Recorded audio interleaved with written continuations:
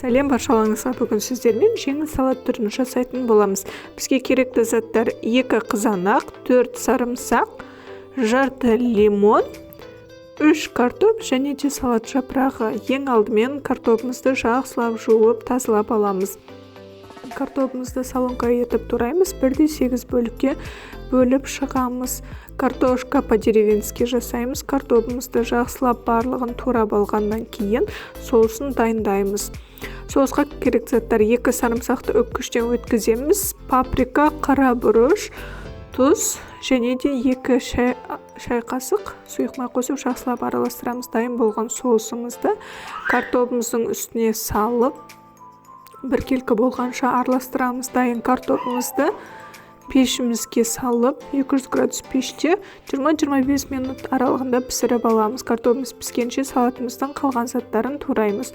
Ең алдымен салат жапырақтарын ұзынша етіп турап аламыз. Салат жапырағын жуып кептіріп алғандарыңыз дұрыс.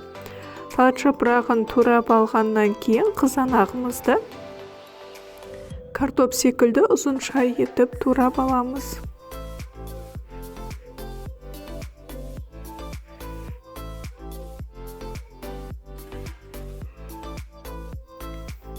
Бір пиязымызды турап қосамыз, кішірек. Пияз қосу қоспа, ол өз еріктеріңізге байланысты. Салаттың барлық заттарын турап болғаннан кейін салаттың соусын жасайтын боламыз. Біз 2 сарымсақты өткіштен өткіземіз, 3 ас қасық майонез және де лимонның суын сығып, 1 ас қасық лимон суын қосып, жарты шай қасық тұз қосамыз, барлығын жақсылап араластырамыз. Сонымен біздің соусымыз дайын. Соус өте ерекше иісі және де ерекше дәм беріп тұрады. Картопымызды және соусымызды құйып, салатымызды жақсылап араластырамыз.